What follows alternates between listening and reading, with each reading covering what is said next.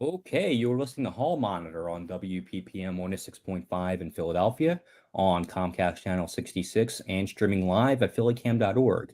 You can find us on Twitter at Hall Monitor WPPM, on our website www.hallmonitor.org, or on Facebook at PHWWPPM.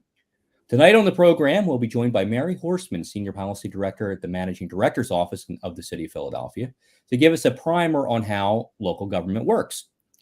Our own Lance Haver will explain how credit scores and education level impacts insurance rates, and Denise Clay Murray will give us a preview of her weekly column that will be in the Hall Monitor Weekly Dispatch this Friday. And I believe Denise Clay Murray is with us. Hi. There she is. How are you tonight, Denise? I'm doing okay. Sorry for being a little bit late. I'm having to deal with one of those infirmities of old age in that back when I was in high school, I played catcher in softball. And when you play catcher, you got to crouch.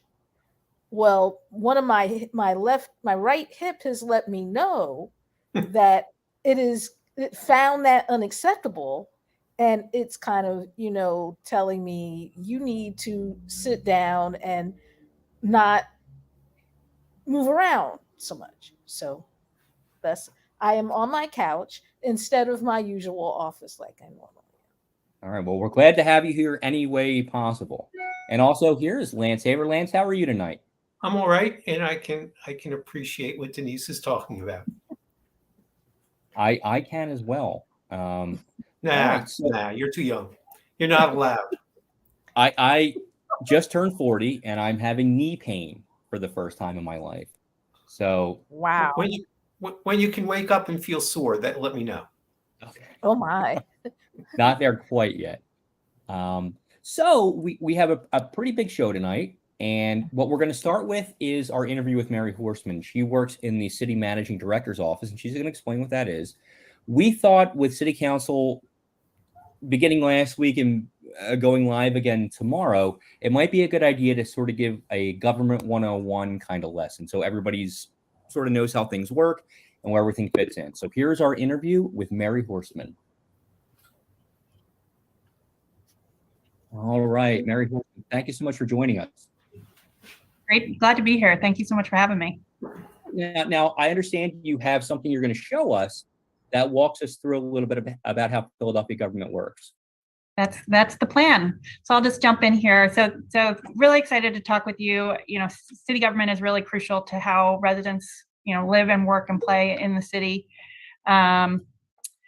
So let me just jump through sort of the basics. So I think folks know Philadelphia is a large city. It's the 6th largest city in the country. And we are unique in that we are the largest city in the state of Pennsylvania and the only one that's both a county and a city. So that means we provide a lot of services all together. So some places like in Pittsburgh, the county and the city are different. So Allegheny County and Pittsburgh, the city, do different services, but in Philadelphia, we do all of them in the same organization. And as folks know, we're an economic and cultural center. And throughout the metro area, there's 6.2 million people living here. So Philadelphia city government is here to serve its residents. And so you all know about city government through a lot of different kinds of services, whether that's the people who pick up your trash every day or accessing our local libraries. All of those are managed through city government. We're also the 2nd largest employer in Philadelphia and have over 30,000 full-time, part-time, and seasonal employees doing different jobs throughout the city. And we have a $5.2 billion budget, which we use to fund all of those activities. So I'm going to talk primarily about the executive branch and the role that office plays in delivering services to residents every day. But we are, similar to the federal government, part of 3 co-equal branches. So it's the executive branch led by the mayor, city council, and the judicial branch, or the first judicial district, which is the courts. And we also have independent offices such as the city commissioners that run elections, the sheriff's office, the city controller who looks at spending, who also do work to support our residents. So executive branch, we are led by Mayor Jim Kenney, who sets policy priorities, develops an annual budget proposal that goes before city council, appoints staff and commissioners throughout the city government, and appoints school district, and also, sets the tone for what's happening here in Philadelphia in a lot of ways. Within the mayor's office, they lead a lot of the direction for how we want to execute services and support residents. So help to formulate the mayor's key initiatives and local ordinances or laws, drafts legislation, communicates the administration goals directly with the public. And then we have the managing director's office.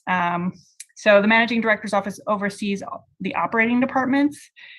So we are divided into 5 different clusters under the operating department. So you can see here, criminal justice, public safety. So that's police, fire, emergency management, activities like that, health and human services. So I know we all had a lot of engagement with our Department of Public Health, which thinks about our physical health, as well as the Department of Behavioral Health, which helps us think about our mental health, and homeless services. Transportation and infrastructure, so thinking about how do we make sure potholes are filled, roads are cleared, people can access what they need by traveling on our streets, whether that's by public transportation or via car, as well as this is where our streets department, where a lot of our, as I mentioned, sort of trash pickup occurs and activities like that, as well as thinking about our arts and culture. So this is, you can see this is a hard to read organizational chart that gets into all of the different offices and departments that are operated throughout the city. So thinking about all of the people who lead our work in the various areas, whether that's the Commerce Department, Planning and Development, our Law Department. You can see it's a complex organization designed to support city residents. So, and then all of this is in service of the mayor's key priorities. So how do we make sure everyone has access to quality education, making sure that we have a safe and just city, providing access to health, and making sure people that access is equitable, growing our economy and making sure that everyone can access economic opportunity, and making sure that the government operates effectively and efficiently. So when you call 311 and ask for help, they're getting back to you as quickly as possible. And then I'll touch on this very briefly, but we work very closely with City Council, who represents the residences, and they're able, there's 10 district members and 7 at-large who represent the whole city, and they operate on a 4-year term, who also look to solve problems and use it, the vehicle of legislation to be able to do that. So that's, and then I'll talk briefly about the budget. So as I mentioned, we have a $5 billion budget, and we get that money primarily through, I'll skip to here. We get that money primarily through taxes. So a lot of residents pay property taxes, pay city wage taxes. Those all help to fund all of the activities that the city government does every day. We also get money from grants. So the federal government, the state government will give us funds. And then we get money through special activities. So you can see here, like the hotel rooms. If you stay in a hotel in Philadelphia, you have to pay a special tax that then helps to fund our operating budget. And then we use that for a variety of activities: police, criminal justice services, education, health and human services, streets and transportation, and then also being able to pay benefits for city employees. So, and then the last thing I wanted to share with folks is, we always are looking for residents to become more involved in the work of city government, and helping you learn more about government, and also have your voice heard through a variety of different channels. So there are ways to get involved, like there's commissions where we look for volunteers.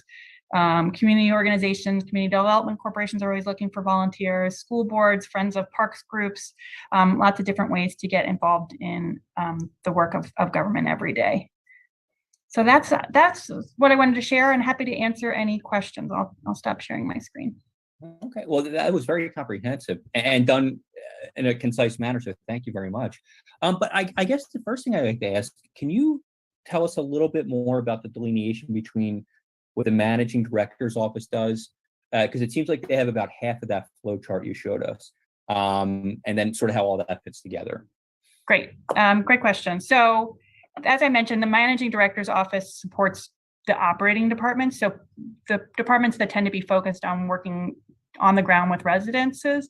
So there's, offices like CLIP, which is the Community Life Improvement Program, which clean up vacant lots and remove debris and keep streets clean and making it possible for residents to enjoy public spaces.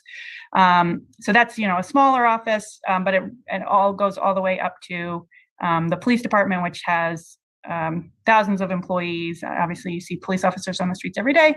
That they get support from the managing director's office. So that means they can get support in the form of, strategic direction. This is where we need to head. This is some of the goals we want to set, or being able to help solve problems like we're having trouble being able to process a grant.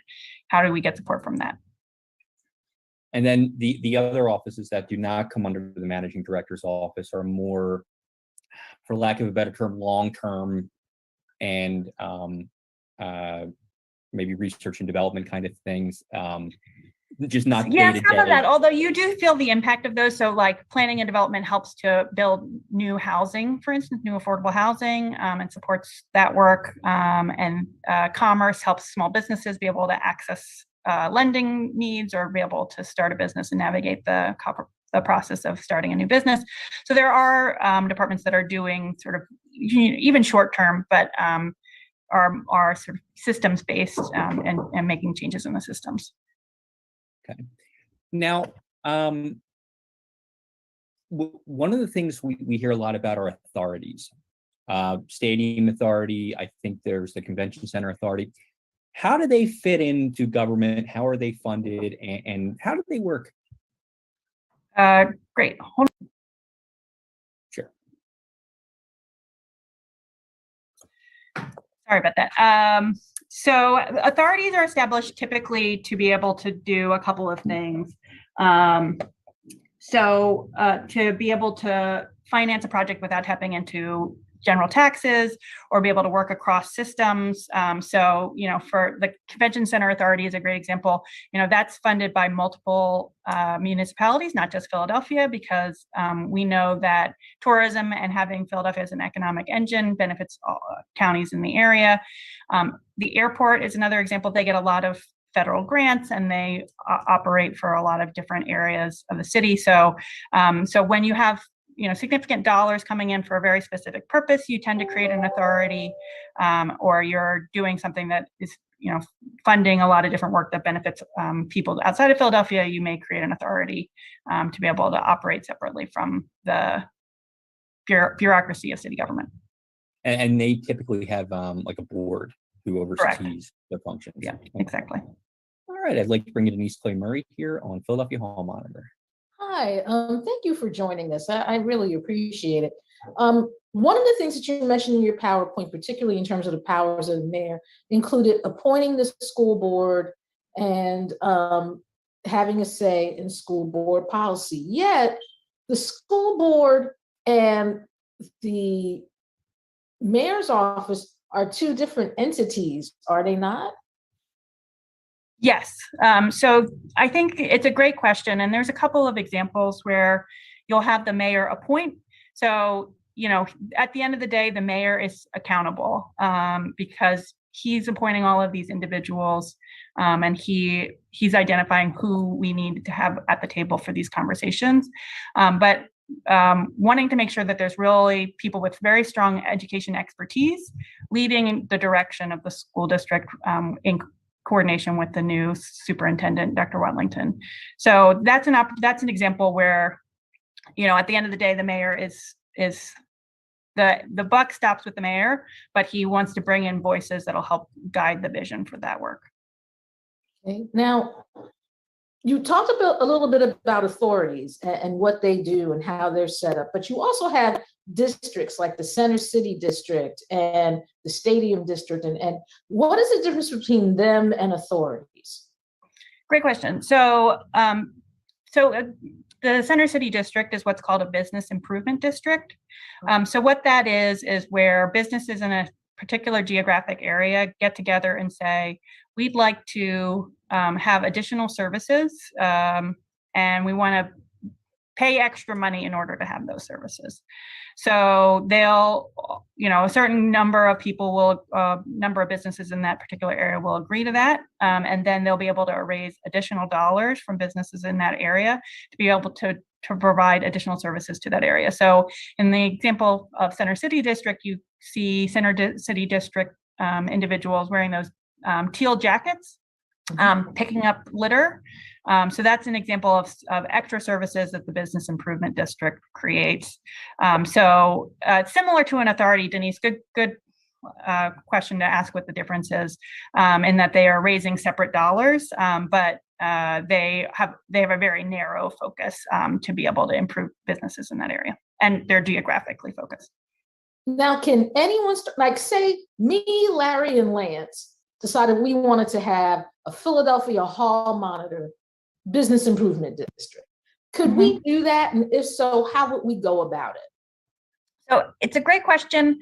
I would have to refresh my memory on the exact details. I know there's definitely paperwork involved, because it essentially gives you the right to tax a certain geographic area.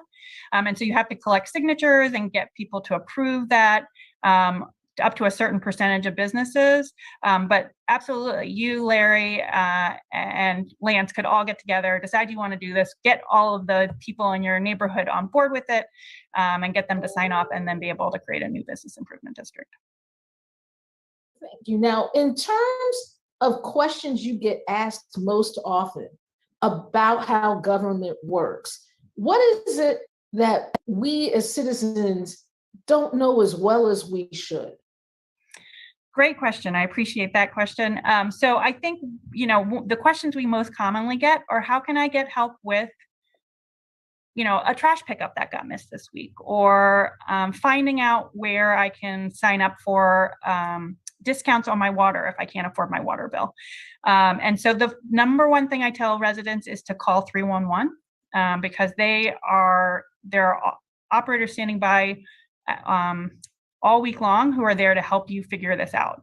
So, there's no question that they can't help you, at least, put you in the right direction about where you should be going to get some support. Okay.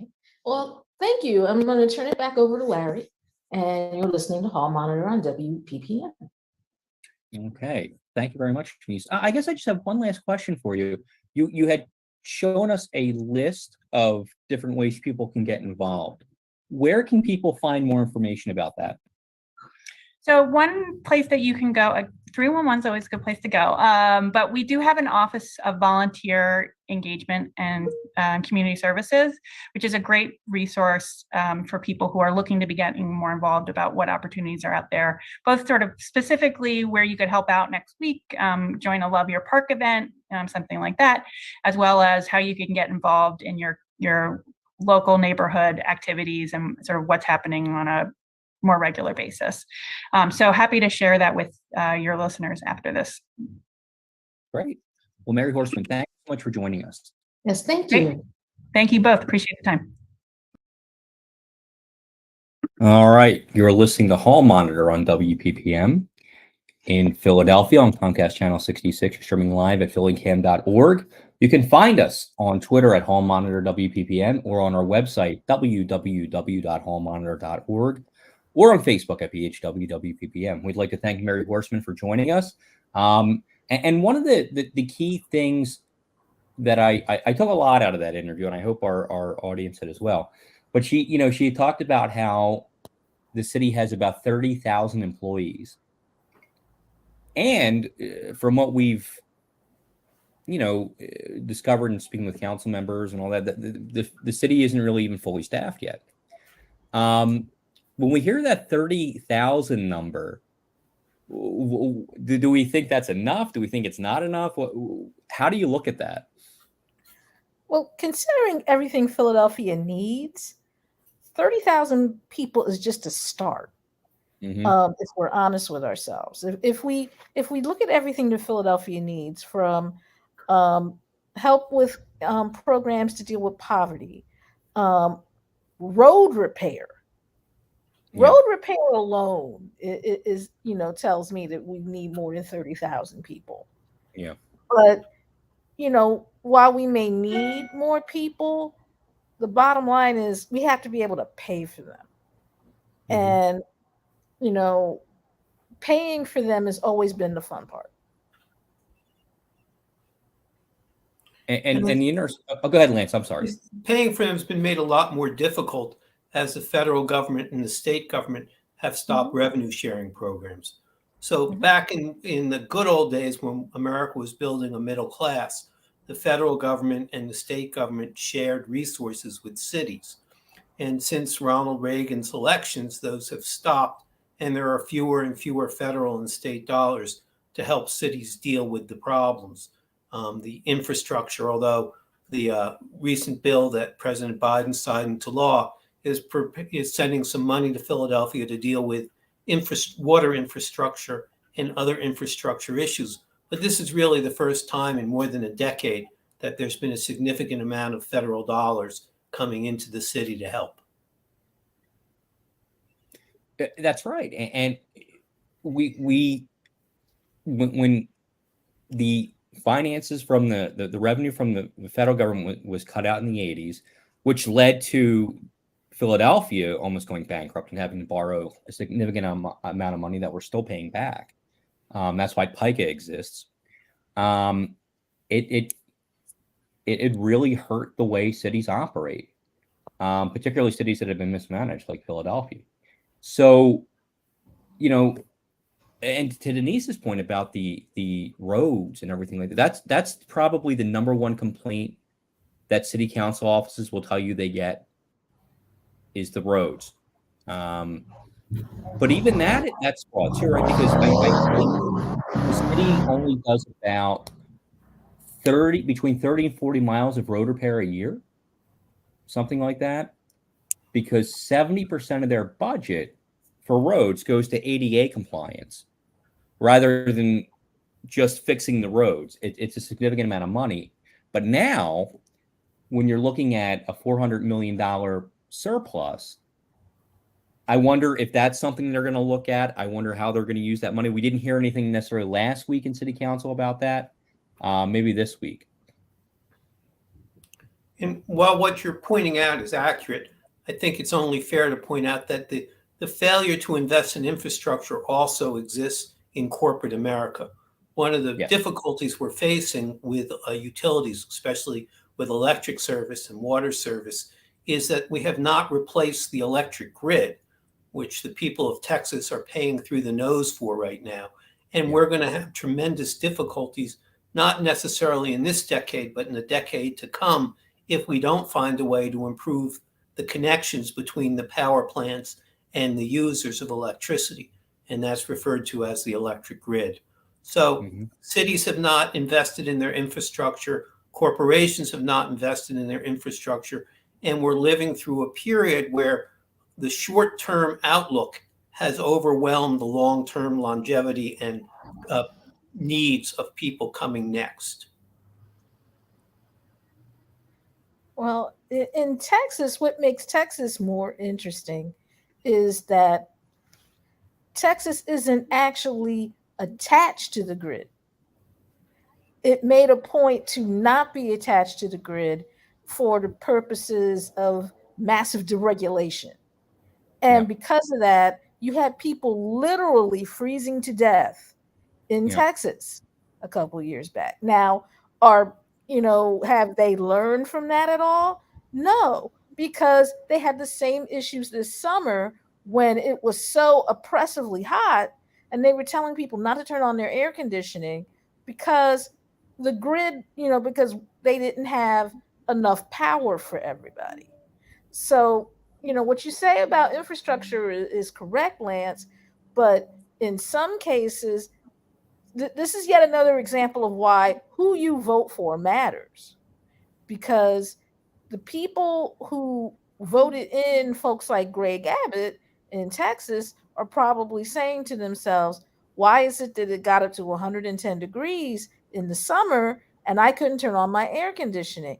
And if somebody who didn't vote for Greg Abbott was standing there next to them as they were asking this question, they would say, because you put a man in office who refuses to deal with this in a constructive way and is far too busy sending people who are, asylum seekers in this country all around the country just because he can.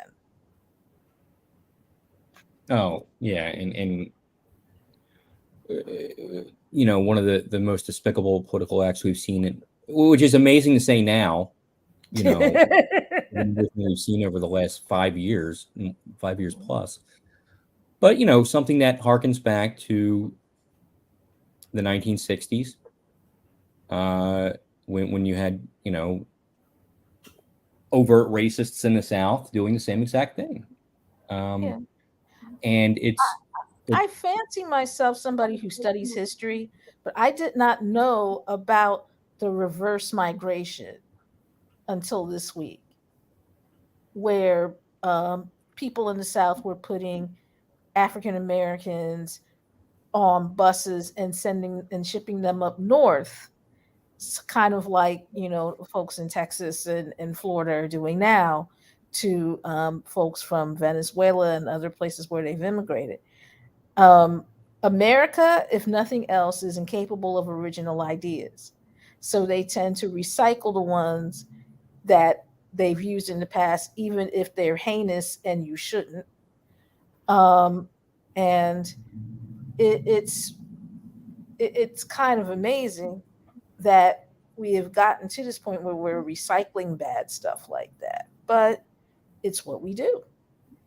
And, it's going to be interesting to see if the sheriff in San Antonio makes good on his threat to start, investigation against the governor of Florida because the folks that were flown out to Martha's Vineyard were taken from San Antonio. And he's talking about investigating it. So it's going to be interesting to see what happens with that. And he should. I mean, law enforcement everywhere should be looking into this. I don't know how many federal and state laws DeSantis has broken by doing this. It's remarkable. Was there anything else that stood out in that snapshot of how local government works that people should really focus on? Well, go ahead.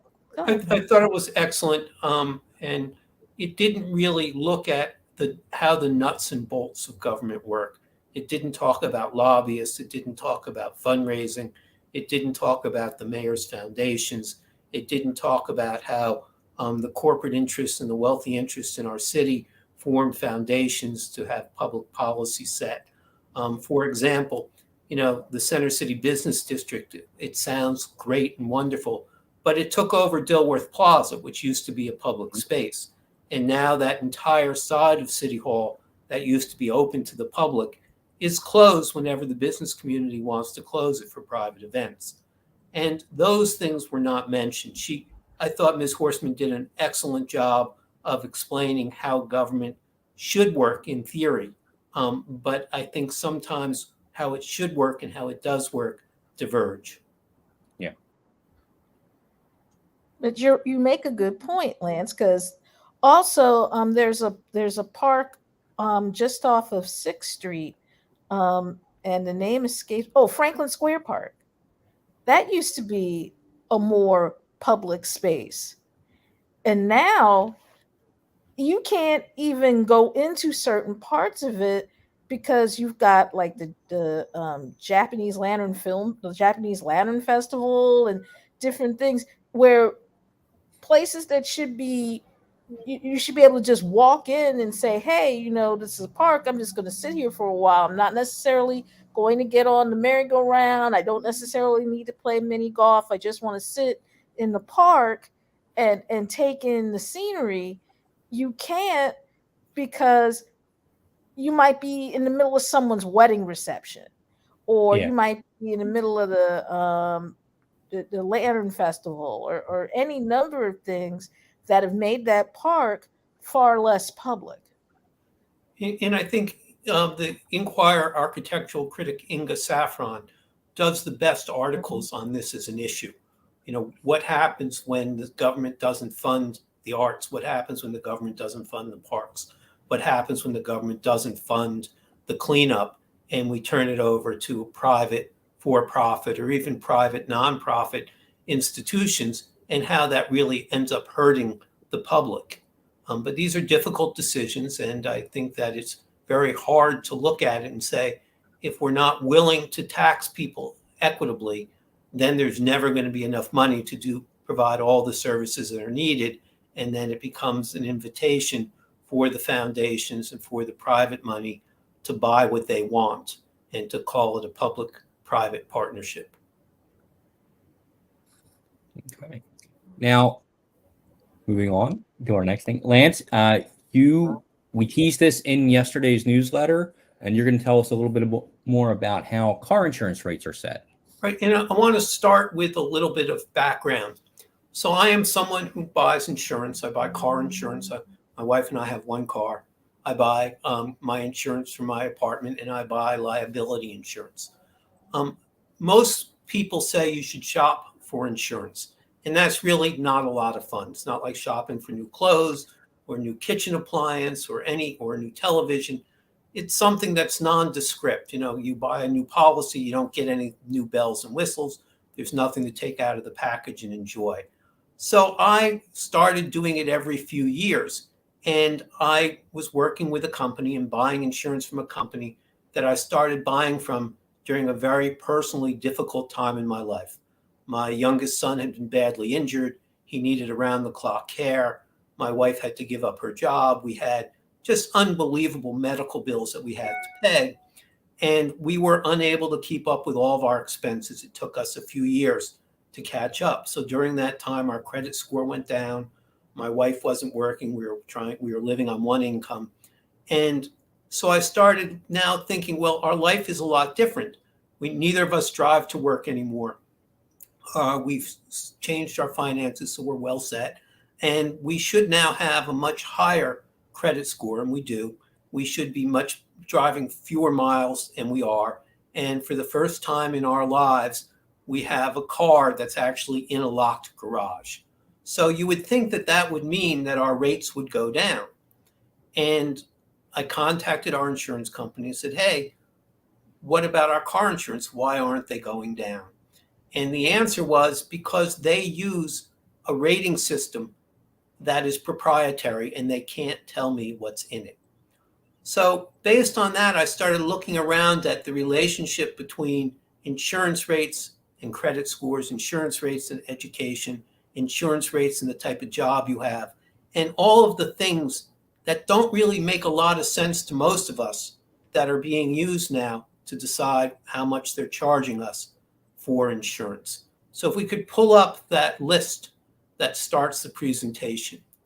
So here are the things that car insurance companies consider: the gender of the driver, the age of the driver, the driving experience, the credit history, the education the driver has, the occupation, your employment status, your marital status, your residential status. And that doesn't just mean where you live. It means, do you own a home or do you rent? And your insurance history. How long have you had car insurance for? Have you ever not been able to pay and had it canceled for lack of payment? Has it ever lapsed because you, for whatever reason, were a couple days late on getting the payment in? So these are things that we know matter for the insurance industry. But for us, of course, it doesn't really make a lot of sense when we start looking at what's important. Now, the Pennsylvania Insurance Department, which regulates car insurance rates, tells us what's important. And this is directly from their webpage. They say choosing an insurance company is an important decision. There are many things to consider, such as whether or not the company is financially solvent, which of course no layperson can ever know. How is customer service, which of course no layperson would ever know until you've had a claim and you've been abused or treated well. Are the rates adequate? Well, adequate for who? Does the company have a complaint history? Now, they do keep track of that. And does the company offer the coverage you need? No two companies are the same, so a good rule of thumb is to compare at least 3 companies. Now, what this doesn't talk about is all the things that an insurance company uses to rate your premium. So if we think about it, we should recognize that what our strengths are is what we should be looking for the insurance company to use, and what our weaknesses are things we should try and avoid.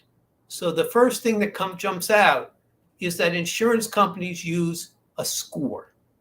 Now, this is a little tricky because the insurance company's score is a proprietary number. There is no way for us to know unless the insurance regulator forces the insurance company to tell us. There is no way for us to know what's in that score. Now, we're pretty sure, and the way we know this is we can have people who apply for car insurance with the same car, but different backgrounds. So that's how we kind of decipher what this means. But we're pretty sure that the credit history matters. We're pretty sure that the job matters. We're pretty sure that the education level matters. But because the insurance department doesn't insist that the insurance companies tell us what they're considering, there's really no way for us to know. Now, we know, though, that part of it's based on our credit score. So what we did is we started looking at different rates. And Consumer Reports, which is a magazine of the Consumer Union, this is a nonprofit magazine that does analysis of different products, but also studies car insurance. They say that a low credit score can add anywhere between $500 and $2,000 to a premium. So I'm just going to give a few examples. So now I gave my personal example. My son was badly injured. We had tremendous medical bills that we had to cover. And of course, like every family, our son came first, and we paid for those medical services. We paid for around-the-clock care. My wife gave up her job. No surprise, we fell behind in other bills. But some of the things that people fall behind and lower their credit score are during COVID, they lost their job. Or you read about women who give birth and they have premature birth, and even when they have health insurance, the copays are so large that they have to give up on paying other bills on time, and their credit scores go down. So you have new mothers, you have people who have struggled with illness in their family, who somehow now are being asked to pay much higher car insurance, as if there's a correlation between your job ending, between a family member getting sick, between the birth of a child and bad driving. Now, you can wonder about how bad is it? How much is the damage? Now, again, this is a chart that comes from Consumer Reports, which is the magazine of Consumer Union. And this shows specifically just how damaging and how bizarre it is. So this is in Pennsylvania. The average policy premium for someone with excellent credit, $1,088. And then it shows how much it goes up when your credit gets bad. But what's really shocking is the person with poor credit but a good driving record pays $2,258 per year for insurance. Person with excellent credit who's been convicted of driving while intoxicated pays less. They pay only $1,893, roughly $300 less for someone who has good credit, who has a bad driving record, been convicted.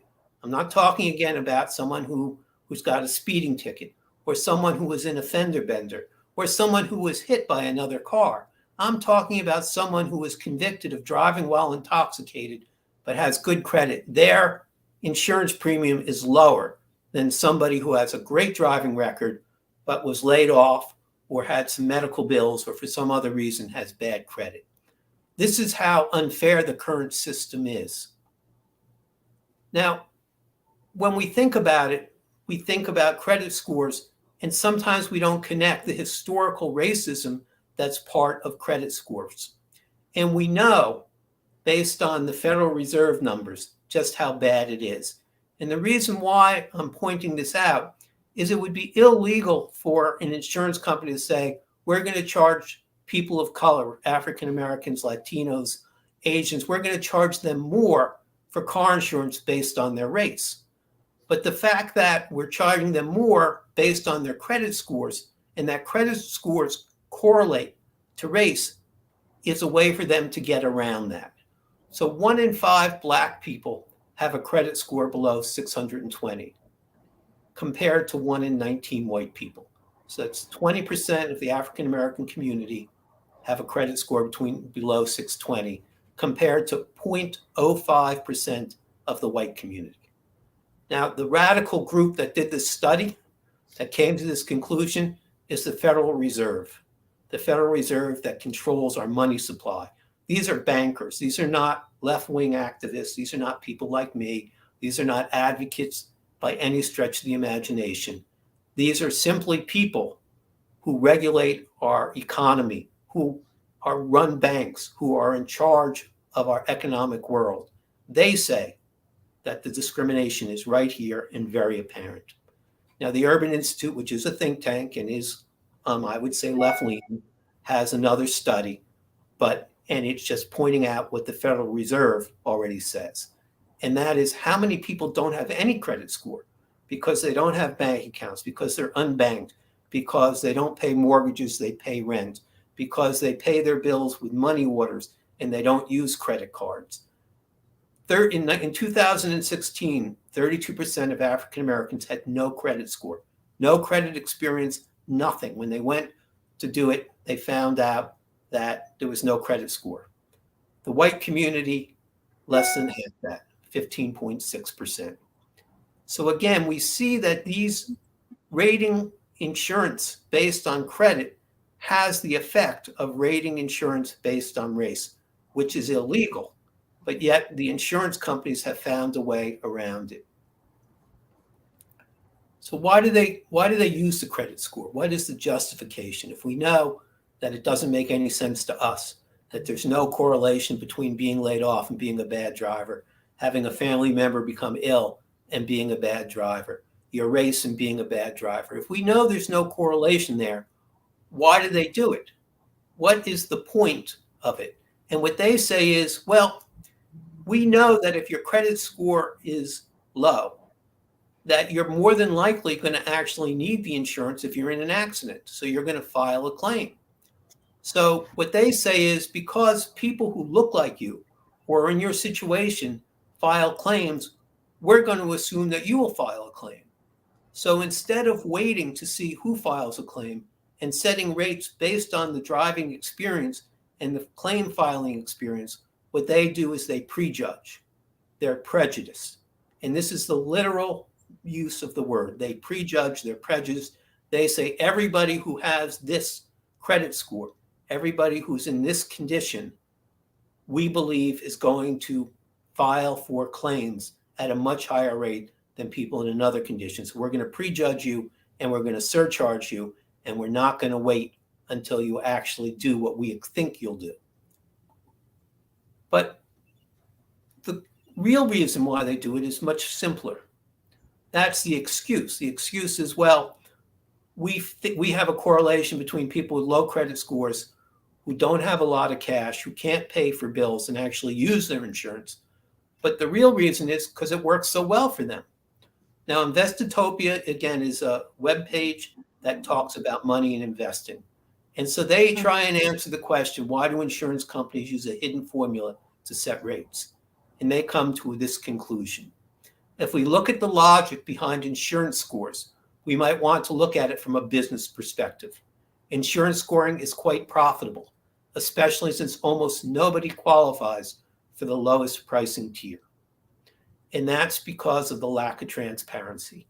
We don't know, consumers don't know, and our state regulators won't make the insurance companies tell us what is comprised in the insurance number that they come up with. What else do car insurance companies use to set rates? Well, in 2015, Consumer Reports found that socioeconomic factors sometimes outweigh driving records and habits in the premiums that insurers set.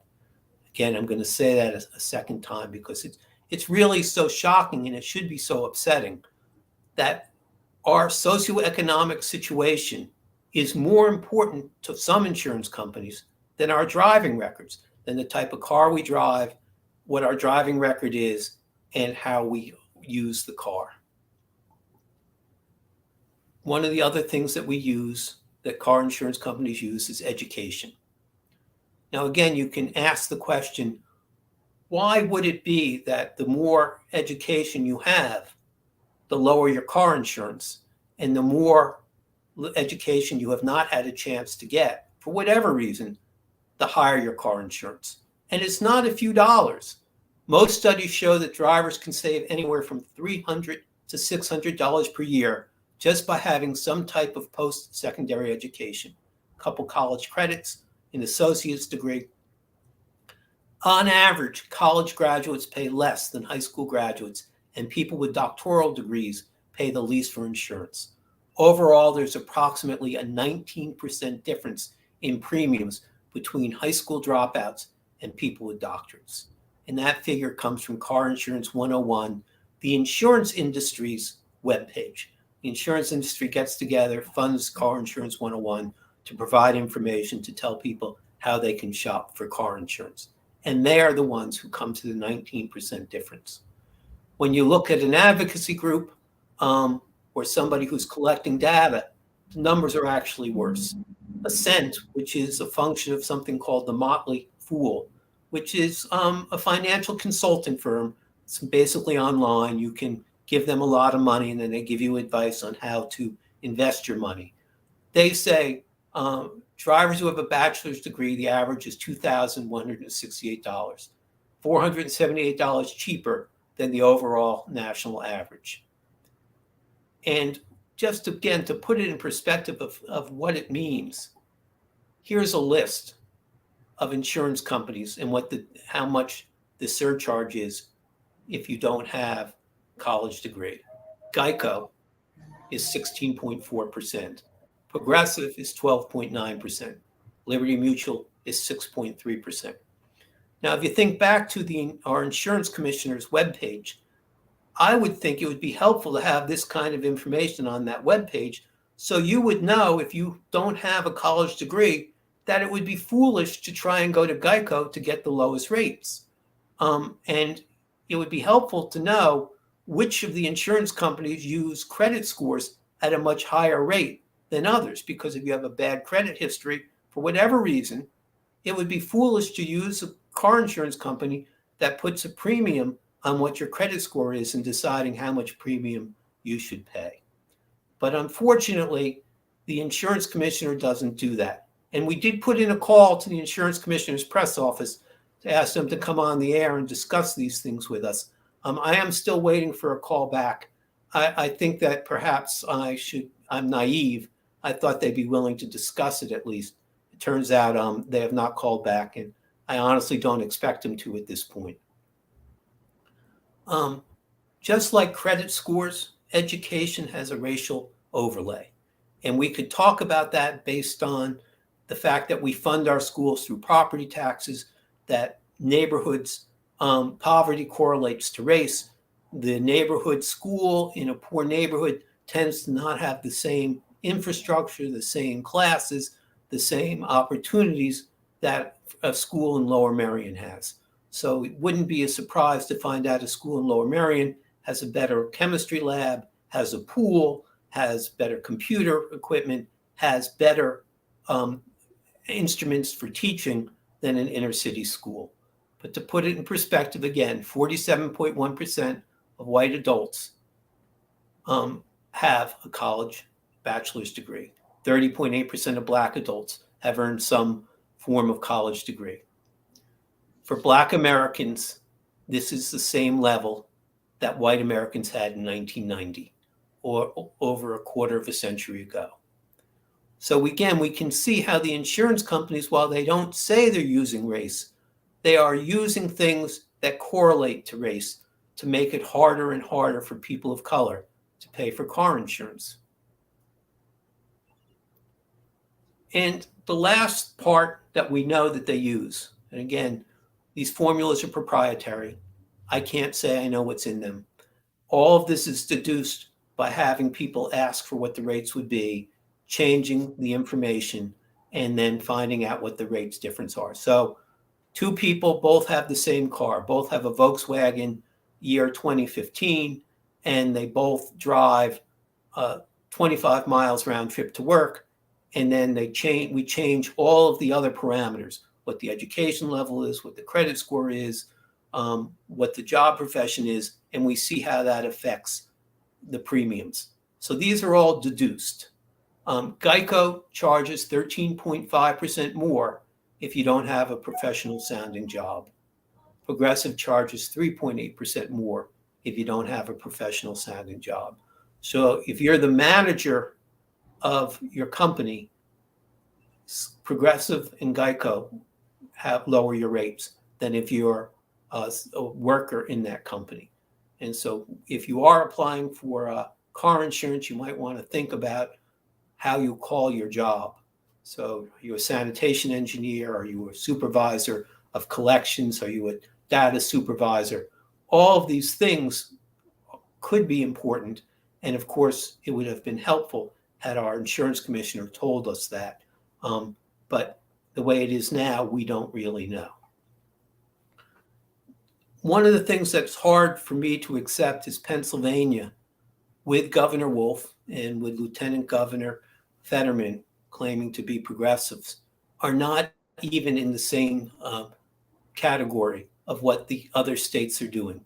California, New York, Georgia, Hawaii, Massachusetts, Michigan, and Vermont have all outlawed using credit scores for rates. So what can you do? You can get quotes from insurance companies that say they don't use credit scores and they don't use education to set rates. An example of that is a company called Cure, which is a not-for-profit, doesn't use education or credit scores for setting rates. Another example is this is election time. People are going to be asking for your vote. You should be able to ask them, why is it that my insurance company can charge me more because my credit score is low? You can file a complaint with the Pennsylvania Insurance Commissioner's office if you get a rate increase. And finally, you can sign the Consumer Reports petition drive, which we'll have on our webpage in days to come, and demand that the government actually represents us.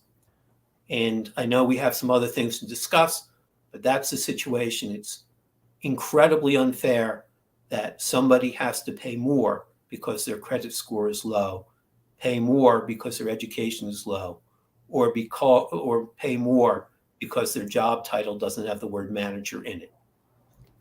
I just find it fascinating that you can be a rich person with great credit and a DUI conviction, and you pay less in car insurance than someone who has maybe had a ding on their credit but has a stellar driving record. I would think that if car insurance is what we were talking about, what you did behind the wheel would be more important than your credit score, because the insurance company stands to lose a lot more from this rich guy with the good credit and the DUI than they do from somebody who was taking care of a parent and got their credit a little dinged up and has a good driving record. I mean, that's just fascinating. From your lips to God's ears, as the people that come from say.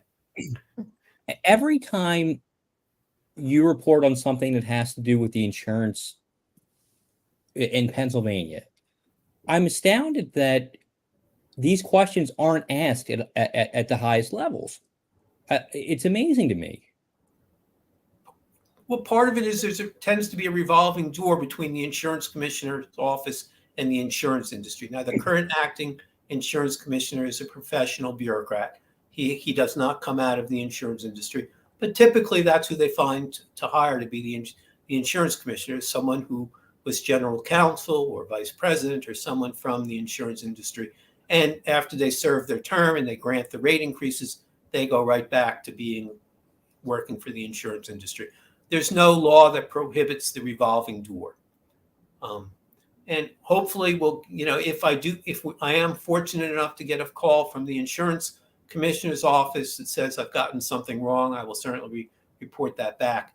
But just to close out, I have done my shopping. I have gone to an insurance company that rates differently, and I was able to save a significant amount of money. But it is work, and it is hard, and there's no guarantee that when I change companies that the rates won't go up next year.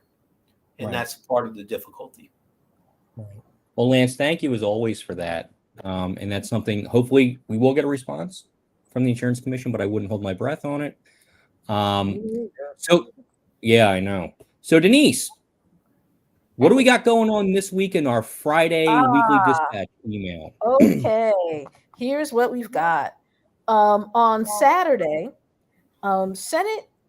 Democratic Senate candidate John Fetterman is doing a rally with Representative Dwight Evans at a location. They haven't told me where it is yet, despite the fact that I have RSVP to attend and cover it. So that's what I'm going to be writing about the fact that Fetterman has finally decided to come to Philadelphia, and some of the excuses, and I'm calling them excuses because that's exactly how I saw them as, he is made for avoiding Pennsylvania's largest city. Yeah. I talked to his press secretary yesterday, a woman named, and let me make sure I have her name right, because I saved it on my phone because she's going to be hearing a lot from me. A woman named Amelia Rowland. And when I initially, reached out to her about covering the rally, and she said, oh, are you going to be, home at 8:30 tomorrow morning? And I'm like, yeah, sure. Thinking, because I had made a request to interview the candidate, that I was going to have an interview with the candidate. That is not what happened. I ended up talking to her.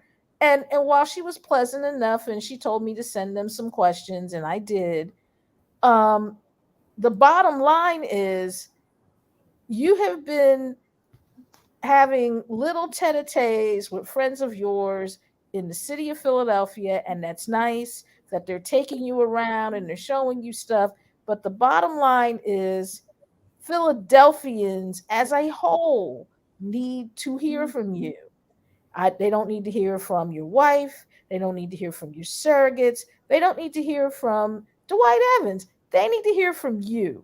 So it's going to be interesting to see on Saturday what kind of turnout they get, for one thing, and also what he's going to say, because, particularly to the media, because for a lot of us, you've got some explaining to do, dude, like why you have blown us off for months. And while I totally understand that you had a stroke, but that doesn't do anything to explain why you never came here during the primaries.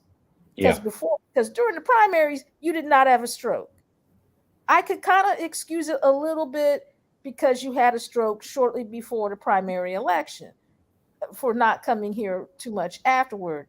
But, don't sit there and say to me, oh, well, he had a stroke. I know he had a stroke. I read the papers. I am a reporter. That's what I do.